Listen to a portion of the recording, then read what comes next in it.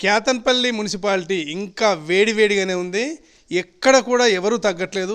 ఎవరు తగ్గట్లేదు అంటే యాక్చువల్గా హుందాతనాన్ని కాపాడుకోవాల్సిన మంత్రి మళ్ళీ బీఆర్ఎస్ సిపిఐల కొట్లాటతోనే లొల్లైంది తప్ప అసలు మాకేం సంబంధం లేదంటున్నారు.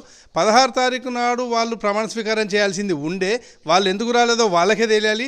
17 నాడు మేము పోతుంటే అడ్డుకొని రాళ్ళదాడి చేసిండ్రంటూ నిన్న ప్రెస్ మీట్లో చెప్పినారు. అయితే సిపిఐ వాళ్ళు ఇందులో ప్రధానంగా ఏంటంటే బీఆర్ఎస్ సిపిఐ కలిపి 14 సీట్లు వచ్చినాయి కాబట్టి మాకు బలం ఉందని వాళ్ళు అంటున్నారు. ఈ మంత్రి గారి కొత్త ఆరోపణపై ఏమంటారనే విషయమై మనం సిపిఐ జిల్లా కార్యదర్శి లక్ష్మణ్ మనతో ఉన్నారు. మనం అసలు ఆ రోజు ఏం జరిగింది, ముందు రోజు ఏం జరిగింది, అసలు ఎందుకు మళ్ళీ కొత్త ఆరోపణ ఎందుకు వస్తుంది మంత్రి గారి నోటి నుంచి అనే విషయమై అడిగి తెలుసుకుందాం. నమస్తే లక్ష్మణ్ అన్న. నమస్తే అన్న. అసలు ఏంటి అంటే మంత్రి గారు మళ్ళీ కొత్త ఆరోపణ ఇదేమన్నా మైండ్ గేమా లేకపోతే ఏమన్నా నిజంగానే ప్రజలు అనుమానించేటట్టు ఏమన్నా ఉందా? అసలు ఇవాళ మంత్రి గారు మాట్లాడే మాటలు వింటే అబద్ధాలు ఆడినా అతికినట్టు ఉండాలి. ఇదైతే చిత్రంగా అనిపిస్తూ ఉంది మాకు. మంత్రి గారు ఒక సామిడి అనే పేరున్నటువంటి వ్యక్తి, ఒక కాక కుటుంబం నుండి వచ్చినటువంటి వ్యక్తి ఇలాంటి ఆరోపణలు చేయడం మాకైతే కొంచెం ఇబ్బందిగా అనిపిస్తూ ఉంది. అసలు చైర్మన్ అభ్యర్థి, వైస్ చైర్మన్ అభ్యర్థి కోసం 17 తారీఖు వాళ్ళే గొడవ చేసిర్రు, 16 తారీఖు రోజు వాళ్ళే రాలేదు, టైం అయిపోయింది అని చెప్పడంలో కనీసం ప్రజలు గమనిస్తూ ఉన్నారు ఏం జరుగుతుంది అనేది. అంటే ఒక మాట అనుకుందాం, ప్రజలు గమనిస్తారు అనేది పక్క పెడితే, ఎందుకంటే ప్రజలను ఎవరిని రానివ్వలేదు, ప్రజలు ఎవరిని ఆ వైపు చూడనివ్వలేదు కాబట్టి మీడియాలో ఏదొచ్చిందో అదే నిజం. అసలు బ్రీఫ్లీగా 16 తారీఖు నాడు అసలు మీరు ఎందుకు పోలేకపోయారు అదొకటి చెప్పండి. 16వ తేదీ రోజు మా ఉమ్మడి అభ్యర్థులైనటువంటి బీఆర్ఎస్ సిపిఐ 14 మంది సంబంధించినటువంటి అభ్యర్థులం అందరం కూడా బాల్క సుమన నివాసం వద్ద నుండి మేము మున్సిపల్ కార్యాలయం వెళ్ళడానికి బయలుదేరినాం. అక్కడ ఫ్లైఓవర్ స్టార్టింగ్లోనే పోలీసు వారు, అటు డీసీపీ, సిఐలు, ఎస్ఐలు అందరూ కూడా మీరు అందరు ఇంతమంది వెళ్ళొద్దు అని చెప్పి ఆపడం అదంతా చేస్తే మేము చెప్పినాం. మా అభ్యర్థులకు పంపిస్తే మాకు భయం బాధ అయ్యేటువంటి పరిస్థితి ఉన్నది. కాంగ్రెస్ వాళ్ళు అడ్డుకొని కిడ్నాప్ చేసేటువంటి ఆలోచన ఉన్నది కాబట్టి మేము మా అభ్యర్థులను సింగిల్గా పంపి అని చెప్పడం అనేది జరిగింది. దానితో లేదు మీరు పోవద్దు మీరు అనేది చెప్పి ఇక్కడనే మమ్మల్ని ఆపుకుంటూ అది చేసిరు. మళ్ళీ తర్వాత పూర్ణంజం పంపించిన తర్వాత మళ్ళీ ఇంకా అవతల సైడ్ ఫ్లైఓవర్ కాడ కూడా అక్కడ కూడా పోలీసు వారు ఆపి అడ్డుకొని 12:30 అయిపోయిన తర్వాత టైం అయిపోయిందని చెప్పి ఎన్నికలకు సంబంధించిన రిటర్నింగ్ అధికారి ఎంఆర్ఓ గారు ప్రకటించారని చెప్పిన తర్వాత మేము అక్కడనే ఆగిపోవడం అనేది జరిగింది. ఇది కావాల్సుకొని ఈ కాంగ్రెస్ అధికారాన్ని అడ్డుపెట్టుకొని పోలీసు వాళ్ళని ఇలా అడ్డుపెట్టుకొని వారితోని ఇలా టైం అయిపోయే విధంగా మనం అడ్డుకోవడం వల్లనే ఇలా మేము ఆ సమావేశానికి పోలేకపోయినాం. అంటే 16 తారీఖు నాడు మీరు కార్యాలయానికి వచ్చి కాంగ్రెస్లో అక్కడనే కూర్చున్నందువల్ల రాలేకపోయానని మీరు ధర్నా కూడా చేసిండ్రు. ఆ రోజు అక్కడికి ఎట్లా రాగలిగినారు? అప్పుడు మేము అప్పటికే మాకు రాణిస్తలేరు కౌన్సిలర్లు, కాంగ్రెస్ వాళ్ళంతా కూడా ఆఫీస్ ముందు ఉన్నారు, కార్యాలయం ముందు కూర్చుండి మన అభ్యర్థులను కిడ్నాప్ చేస్తారట అన్న తర్వాత మేము ఫ్లైఓవర్ నుండి ఆ రైల్వే ట్రాక్ నుండి మేము ఆఫీస్ కాడికి వచ్చినాం. వచ్చే వరకు అప్పటికే వాళ్ళు ఏదైతే ప్రెస్ మిత్రుల కోసం పోలీసు వారి కోసం టెంట్ ఏర్పాటు చేసి కుర్చీలు వేసినటువంటి దానిలో సుమారు 50 మందికి పైగా డీసీసీ అధ్యక్షులు రఘునాథ్ రెడ్డి, అక్కడ ఉన్నటువంటి మందమారి నాయకులు, స్థానిక రాష్ట్ర నాయకులు అందరూ 50 మందికి పైగా అక్కడ కుర్చీలలో కూర్చొని ఉన్నారు. మేము ఇదేంది మరి నిబంధన 200 మీటర్లకు పైన ఉండాలన్నారు, మరి మమ్మల్ని రానియలేదు, మరి కాంగ్రెస్ వాళ్ళని రానిచ్చారు, ఇదెక్కడి ఎన్నికల నిబంధన ఇదేనా, ఓన్లీ చట్టం ఓన్లీ మాకేనా వాళ్ళకి కాదని చెప్పి మేము ఆడ గేటు ముందు టైం అయిపోయింది అయిన తర్వాత రద్దు చేసిన తర్వాత మేము ఆ గేటు ముందు కూర్చుండి ధర్నా చేయడం జరిగింది. ఓకే, 17th వచ్చేసరికి ఇంత పెద్ద పగడ్బందీ ఏర్పాటు చేసినప్పుడు 17th నాడు మీకు రక్షణ కల్పిస్తా అంటే కూడా మీరు ఎందుకు ప్రమాణం చేయలేదు, ఎందుకు ఆఫీస్కు రాలేదు అనేది ఒక ప్రధాన ప్రశ్న. ఇందులో ఏంటంటే మీడియాలో వచ్చేటి అబద్ధాల నిజాల పక్కకు పెడితే సిపిఐ పార్టీ నిజాలు చెప్తుంది, సిపిఐ కట్టుబడి ఉంటుంది నీతికి నిజాయితీకి కాబట్టి అనే విషయం ప్రజల్లో ఉంది. కాబట్టి క్లియర్గా అసలు ఆ రోజు ఏం జరిగిందో చెప్పండి. 17వ తారీఖు రోజు మేము 16వ తారీఖు వాస్తవానికి 11:30కు మేము సుమనన్న ఇంటి వద్ద నుండి వెళ్ళినాం. అర్ధగంట పోలీసు వాళ్ళు ఆపడం, గంట టైము అవడం వల్ల 17వ తారీఖు అన్నకు ముందు వెళ్ళాలని చెప్పి మేము 10:30కే మేము బయలుదేరినాం. మా అభ్యర్థులు ఉమ్మడి అభ్యర్థులు అందరిని తీసుకొని, అది కూడా సిఐ గారితో పర్మిషన్ తీసుకొని 3 వెహికల్ అలా రావాలంటే ఆ 3 వెహికల్స్ వాళ్ళకు డిపార్ట్మెంట్ పోలీస్ వారికి సిఐ గారికి నెంబర్లు ఇవ్వడం జరిగింది. ఇచ్చిన తర్వాత ఆ 3 వెహికల్సే పంపిస్తామని చెప్పినాం. 16వ తారీఖు ఇబ్బంది జరిగింది కాబట్టి 17వ తారీఖు సంబంధించినటువంటి అశ్వవాది ఎమ్మెల్యే కోవలక్ష్మి గారు ఇన్ఛార్జిగా రావడం జరిగింది. ఆ ఎమ్మెల్యే గారు, మేము, మా సీతారామయ్య, కలవన్ శంకర్, మేడపల్లి సంపతి, రాజా రమేష్ అంటే 3 వెహికల్లలో మేము తీసుకొని బాలకృష్ణ కూడా వెహికల్లో వచ్చిన తర్వాత అక్కడికి వచ్చిన తర్వాత స్టార్టింగ్ ఫ్లైఓవర్ దగ్గరనే పోయే ముందే పోలీసు వారు ఆపి ఇలా బొబ్బర స్వర్ణలత 21వ వార్డు సంబంధించి ఎఫ్ఐఆర్ కేసు అయింది, ఆమెను కిడ్నాప్ చేసిరని ఆమెను అరెస్ట్ చేయాలన్న తర్వాత అదేంది ఆమెను ఎవరు కిడ్నాప్ చేయాలంటే లేదు చేసిరు, ఆమె మాకు కావాలన్న తర్వాత మేము ఆ బొబ్బర స్వర్ణలతను సరే అండి మీరు ఆమెను ఎంక్వైరీ చేయండి, విచారణ చేసిన తర్వాతనే ఆమెను పంపాడు, మేము వెళ్తామని చెప్పి అంటే లేదు అందరూ ఆమెను అయిపోయినాకనే పంపిస్తాం లేకపోతే లేదా అని ఆపితే అక్కడ ఒక డిస్కషన్ అయిన తర్వాత ఆ కోవలక్ష్మి గారికి ఆ బొబ్బర స్వర్ణలతను అప్పచెప్పి మేము 13 మంది అభ్యర్థులను తీసుకొని మేము 3 వెహికల్ తీసుకొని అటువైపు వెళ్ళిపోయిన తర్వాత అక్కడ కూడా పోలీసు వారు అందరూ బెల్లంపల్లి సిఐ లేదు అక్కడ డీసీపీ గారు స్వయంగా ఏమంటున్నారంటే మీరు 500-600 మంది వచ్చింది కాబట్టి మేము ఆపినాం, లేకపోతే అసలు మేము ఆపకపోతే వాళ్ళు 3 వెహికల్స్ పోతే అయిపోతుండే అని చెప్పేసి అంటున్నారు కదా. మేము 500-600 మంది అనేది వచ్చినాం అనేది అబద్ధం. ఎందుకంటే 10వ తారీఖు జరిగినటువంటి సంఘటన, అదేవిధంగా కాంగ్రెస్ వాళ్ళు కూడా అప్పటికే మళ్ళీ కార్యాలయం వద్ద చుట్టుప్రక్కలలో వందలాదిగా వాళ్ళు ఇలా మందమరి వాళ్ళు, జైపూరు, చెన్నూరు వాళ్ళందరూ వచ్చి ఉన్నారని చెప్పి ఇలా మేము చూడండి ఆ వీడియోలు కావచ్చు, ఇలా పత్రిక మీడియా వాళ్ళు అందరూ కూడా చూసిరు, ప్రజలు కూడా గమనించారు. వచ్చినటువంటి అసలు ఎక్కడ కూడా 500-600 మంది ఎక్కడ కూడా లేరు. మా అభ్యర్థులను తీసుకొని పోతున్నటువంటి క్రమంలో ఇలా కాంగ్రెస్ వాళ్ళు 10వ తారీఖు చేసినటువంటి దాని సందర్భంగా ఇలా 10వ తారీఖు రోజు అసలు వాళ్ళ కాంగ్రెస్ అభ్యర్థులు కూడా ఒక్కరు కూడా రాలేదు. వాళ్ళకు రానప్పుడు ఈ కాంగ్రెస్ వాళ్ళు అక్కడ కావాల్సుకొని 50 మంది ఎందుకు కుర్చీలో కూర్చుని ఉన్నారు అంటే ఇక్కడ ఈ ఉమ్మడికి అభ్యర్థులు వస్తే వాళ్ళని భయంభద్రకు గురి చేసి కిడ్నాప్ చేద్దామంటే ఆలోచనతోనే ఉన్నారని మేము ఆలోచన 17వ తారీఖు మేము ప్లాన్గానే మేము అందరం అభ్యర్థులను వెహికల్ అనేది తీసుకుపోతాం అని చెప్పి మేము వెహికల్ కుక్కలో ఉండి వెహికల్ పోతున్నటువంటి క్రమంలో ఆ బొబ్బర స్వర్ణలత ఏదో అడ్డు పెట్టుకొని ఆపిరే తప్ప అక్కడ మేము మంది ఎక్కువ వచ్చిన అనేటువంటి ఆడ సందర్భం రాలేదు. ఓకే, ఇప్పుడు మీరు 17th నాడు అభ్యర్థుల్ని ఆఫీస్కి తీసుకెళ్ళిన తర్వాత అంటే సీతారామయ్య గారికి పోలీసు వాళ్ళకి ఎందుకు వాగ్దానం జరిగింది? ఇప్పుడు లేటెస్ట్గా ఒకటి మీడియా వస్తుంది, బీఆర్ఎస్ వాళ్ళు ఒక రిలీజ్ చేసినారు, సీతారామయ్య గారిని కూడా ఒక ఎస్ఐఓ సిఐ ఆఫీసరు తోసేసిండు అని. అది ఎంతవరకు కరెక్ట్? అసలు ఆ ఇష్యూ ఎందుకు జరిగింది? అసలు మేము అభ్యర్థులను తీసుకొని 3 వెహికల్స్లో వెళ్ళినాం. మా సిపిఐ వాళ్ళను తీసుకొని నేను ఒక వెహికల్ వెళ్ళినాం, సీతారామయ్య మేమిద్దరం ఒక వెహికల్ ఉండి మా సిపిఐ అభ్యర్థులను తీసుకుపోయినాం. ఇంకా 2 వెహికల్లో కలవేణి శంకర్ అన్న, మేడిపల్లి సంపతి వాళ్ళు తీసుకొని రాజారామేష్ తీసుకొని వాళ్ళు వెళ్ళడం జరిగింది. అక్కడ వేయిన తర్వాత వాళ్ళు ఓన్లీ అభ్యర్థులే ఉండాలండి, వేరే వాళ్ళు ఉండద్దు, 3 వెహికల్స్ నెంబర్లు ఇవే ఇవ్వాలని చెప్పిన తర్వాత మీ అభ్యర్థుల పేర్లు చదువుకుంటా వీళ్ళని చెప్పి 14 మందినే మీరు పోవాలని చెప్పి మమ్మల్ని అక్కడ దించిన తర్వాత మేము దిగినాం. అభ్యర్థులు వెళ్ళిపోయారు, మంచిగానే వెళ్ళిపోవడం జరిగింది. లోపలి పోయిన తర్వాత ఒక 10 నిమిషాలు పావుగంట తర్వాత మంత్రి గారి కాన్వాయ్ రావడం అనేది జరిగింది.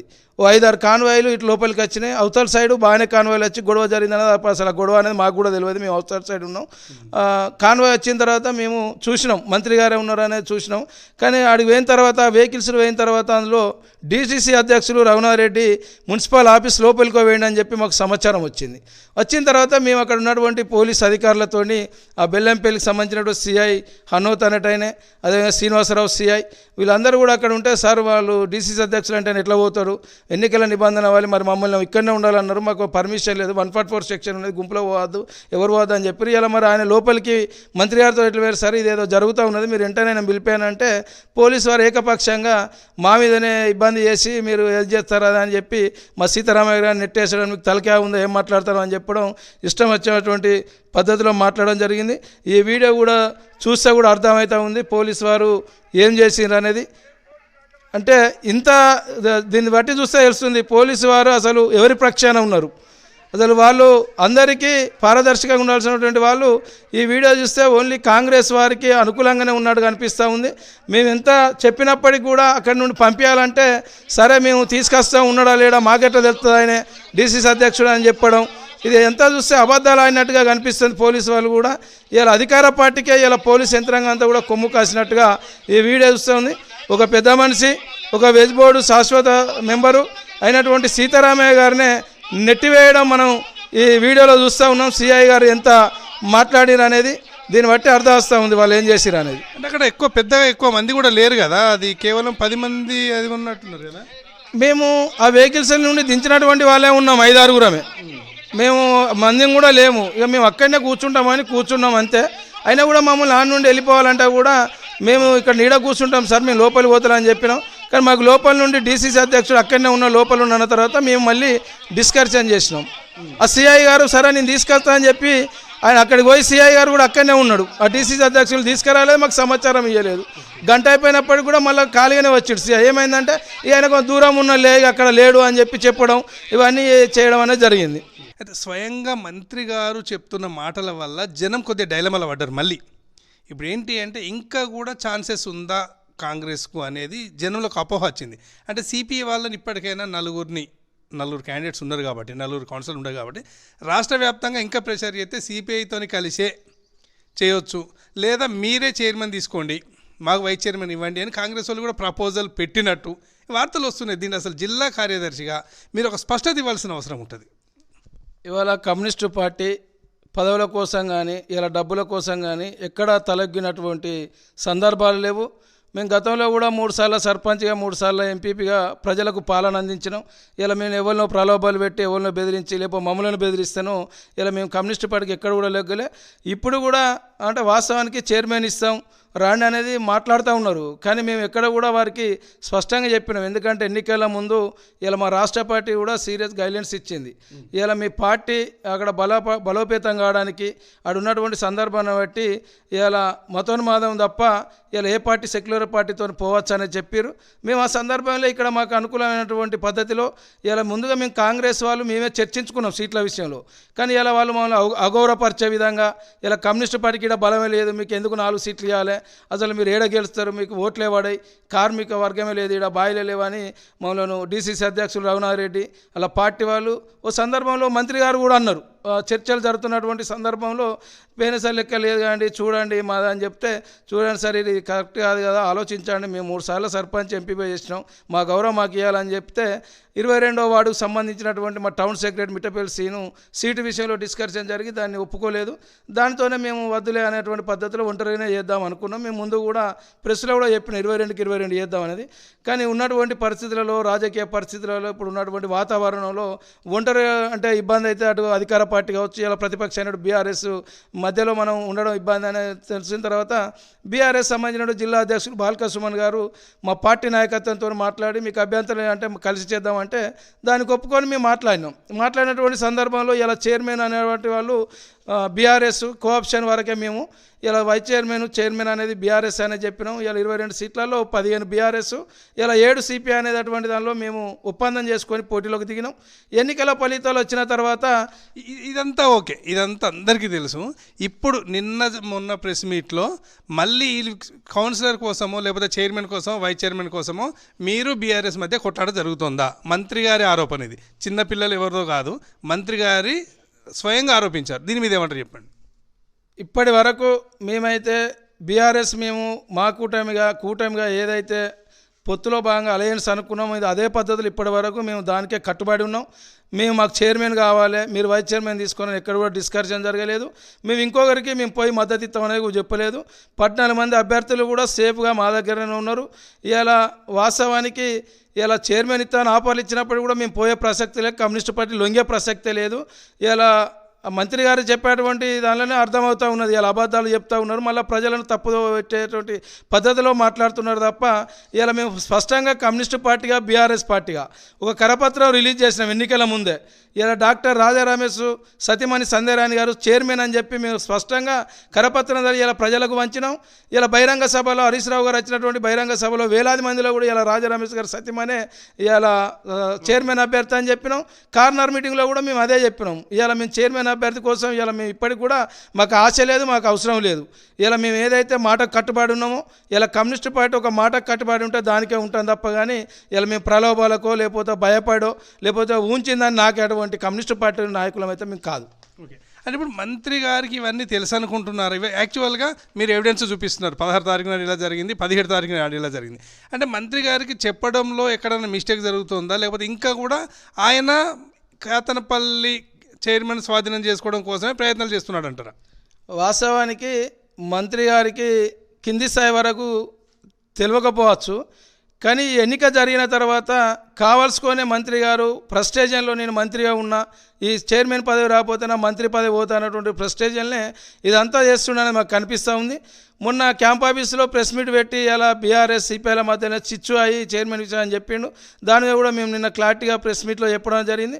వారు సాయంత్రం ఇలా వాళ్ళ B1 కార్యాలయం ఏదైతే ఉందో ఆఫీస్ మందమరిలో ఇలా ఓడిపోయినా గెలిచిన అభ్యర్థుల కాంగ్రెస్ వాళ్ళని పిలుచుకొని వాళ్ళందరికీ కూడా చెప్పారు, నా కార్యకర్తలకు ఏమైనా సిపిఐలో ఓటు బ్యాంకులే అన్నారు, ఇలా వాళ్ళు అంత చేసి 4 గెలిచిరు, ఇలా మీరు నన్ను తప్పుదో పట్టించారు అనేది వాళ్ళకు అందరికీ కూడా క్లాస్ ఇవ్వడం అనేది జరిగిందనేది కూడా మాకు సమాచారం ఉన్నది. ఇలా మంత్రి గారు కూడా ఒక సందర్భంలో బాధపడుతూ ఉన్నాడు, ఇలా కమ్యూనిస్టులను దూరం చేసుకొని తప్పు చేసినాం అనేది వాళ్ళ ఆలోచన ఉన్నది.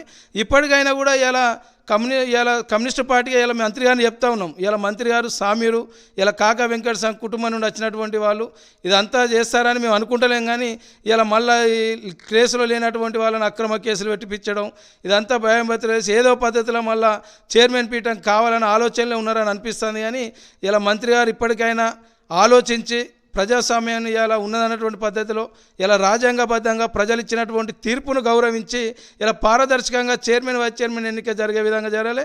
ఇలా ఈ కేతనపల్లి మున్సిపాలిటీ ఇలా చైర్మన్ పీఠాన్ని వైస్ చైర్మన్ పీఠాన్ని బీఆర్ఎస్కు సిపిఐ పార్టీకి రాగానే ఇలా రాష్ట్రంలో ప్రభుత్వం కూలిపోదు.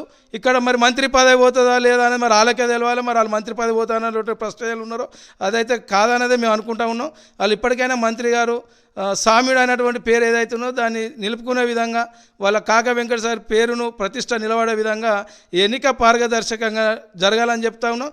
లేదంటే రాబోయేటువంటి రోజులలో ప్రజలు మీకు తగిన బుద్ధి చెప్తారు. కమ్యూనిస్ట్ పార్టీ కూడా మేము కూడా ఏం చేయాలని కూడా ఆలోచన ఉంటుంది. ఇప్పుడు కాంగ్రెస్ కౌన్సిలర్లకు ఎలాంటి భయం లేదు, మేము ఫ్రీడమ్ ఇచ్చాం, బయట పనులు చేసుకుంటున్నామని చెప్తున్నారు. అదే కేతన్పల్లి మున్సిపాలిటీ పరిధి లోపల హైమాస్ లైట్లు అభివృద్ధి పనులు చేస్తున్నారు కదా. ఇప్పుడు మీ కౌన్సిలర్లు కూడా వచ్చి వార్డులలో పనులు చేసుకోవచ్చు కదా. ఇంకా దూరంలో ఎక్కడో 15 రోజులు అవుతుంది, ఇవాళ March 1. ఎందుకు అంత దూరంగా ఉండి కుటుంబాలకు దూరంగా ఉండి ఉంచుతున్నారు అనేది వాళ్ళ ఆరోపణ. ఇంకా వీళ్ళు భయంలోనే ఉన్నారు, మేము చాలా ఫ్రీడంలో ఉన్నామని కాంగ్రెస్ వారి వాదన. దీనిపై మీరేమంటారు? ఇవాళ వాళ్ళు అధికార పార్టీలో ఉన్నారు. ఇవాళ వాళ్ళు ఇలా పోలీసు యంత్రాంగం కావచ్చు, అధికారులు కావచ్చు, వాళ్ళ పక్షాన ఉన్నారు. ఇలా మా వాళ్ళు భయపడి ఉండాల్సినటువంటి అవసరం లేదు. కాకపోతే 16 తారీఖు జరిగినటువంటి సంఘటన కావచ్చు, 17 తారీఖు జరిగినటువంటి లొల్లిల ప్రేరేపణ హౌజులో జరిగినటువంటి విషయం ఇవన్నీ కావచ్చు. దీన్ని దృష్టిలో పెట్టుకొని ఇలా మా అభ్యర్థులు అనేవాళ్ళు ఇలా వస్తే మళ్ళీ ఏదో పద్ధతిలో బెదిరించో కిడ్నాప్ చేసో చేసినటువంటి ఆలోచనలు ఉన్నాం తప్ప. కానీ ఇలా మేము ఏదో వాళ్ళకి భయపడో ఏదో పద్ధతిలో కాదు. ఇలా మా అభ్యర్థులు 14 మంది కూడా అదే నిర్ణయానికి అదే కట్టుబడి అదే క్రమశిక్షణతోని అందరూ కూడా ఉన్నారు. ఇలా వాళ్ళు అధికార పార్టీలో ఉన్నారు కాబట్టి వాళ్ళకి ఎటుపోవాల్సినటువంటి అవసరం లేదు. వాళ్ళు మెజార్టీ లేదు, వాళ్ళు ఎట్లా మేము ఎంత చేసినా ఇక రారు, అయిపోయింది, మేము ఇక క్యాంపు పోవడం ఎందుకు అనేటటువంటి ఆలోచనలో వాళ్ళు వచ్చి తిరుగుతూ ఉన్నారు. ఇలా అభివృద్ధి పనులు ఐమాక్స్ అనేవి అని చెప్పి ఎన్నికల ముందే అవన్నీ వాళ్ళు జిమ్మిక్కులు చేసి గెలవాలని చెప్పి ప్రారంభోత్సవాలు చేసిరు. అవన్నీ నిధులు కూడా గతంలో బీఆర్ఎస్ ప్రభుత్వంలో ఉన్నప్పుడు వచ్చినటువంటి నిధులే. దాన్ని కొత్త పేర్లు పెట్టి అవన్నీ చేసి ఇవాళ ఐమాక్స్ లైట్లు అని డ్రైనేజీలు అని సీసీ రోడ్లు అని వేస్తూ ఉన్నారు తప్ప ఏదో కొత్త సీసాలో పాత సార్ అనేటువంటి పద్ధతిలో వాళ్ళ పరిపాలన కొనసాగుతూ ఉంది. ప్రజలు కూడా గమనిస్తూ ఉన్నారు. రాబోయే రోజులలో ప్రజాక్షేత్రంలో కూడా ఇలా కాంగ్రెస్ పార్టీ ఏం చేస్తూ ఉన్నది, ఇక్కడ వాళ్ళు మంత్రి గారు ఏం చేస్తున్నారు అనేది కూడా మేము ప్రజలకు వివరించడానికి సిద్ధంగా ఉన్నాం. సరే, కౌన్సిల్ అంటే మళ్ళీ ఒక మాట మాట్లాడుకోవాలి. అసలు ఇన్ హౌస్లో అంత బాధాకరమైన సంఘటనలు జరిగినప్పుడు మీరేం డిమాండ్ చేస్తున్నారు యాజ్ ఏ సిపిఐగా?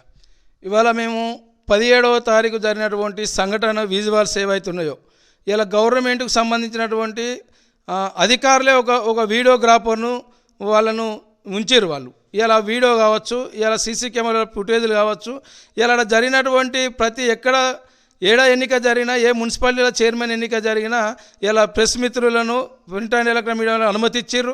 కానీ ఇక్కడ అనుమతి ఇవ్వలేదంటేనే ఇలా అధికారాన్ని అడ్డు పెట్టుకొని డబ్బు అహంకారంతో వాళ్ళు ఏం చేసిరు అనేది గమనిస్తూ ఉన్నాం. ఇలా వాళ్ళ 17వ తారీఖు జరిగినటువంటి దాన్ని ఇప్పటికైనా ఆ జరిగినటువంటి వీడియోలు కావచ్చు, ఇలా సీసీ కెమెరా ఫుటేజ్లు కలెక్టర్ గారికి స్వయంగా తెలిసి ఏం జరిగిందని. ఎందుకంటే ఇక్కడ జరిగేటి లైవ్ ప్రత్యక్షంగా కలెక్టర్ గారు ఛాంబర్లో కూర్చుని ఏం జరుగుతుందనేది కూడా చూసిండు. మేము అదే రోజు సాయంత్రం వెళ్ళి మేము కలెక్టర్ గారు కూడా ఫిర్యాదు చేసినాం. అవునండి, ఆడ గొడవ జరిగింది, కొంత ఏదో కీసులాడ జరిగింది కదా, అందుకే వాయిదేసిరని దాట వేసిరు తప్ప. కానీ మరి జరిగిందని చెప్పలే. మేము దాని ఫుటేజ్ కూడా ప్రజాక్షేత్రంలో పెట్టాలని చెప్తాను. ఇప్పటికి కూడా ప్రజాక్షేత్రంలో పెట్టి ఆ 17వ తారీఖు గొడవకు మా సభ్యులకి ఇట్లా దానికి గొడవ ప్రేరేపించి చేస్తే ఇలా బేషరతుగా మేము కాంగ్రెస్ వారికే చైర్మన్ ఇవ్వడానికి మేము సిద్ధంగా ఉన్నాం. లేదంటే ఇలా బహిరంగ చర్చకు రావాలి, సవాల్ ఇస్తున్నాం ఇలా కమ్యూనిస్ట్ పార్టీగా.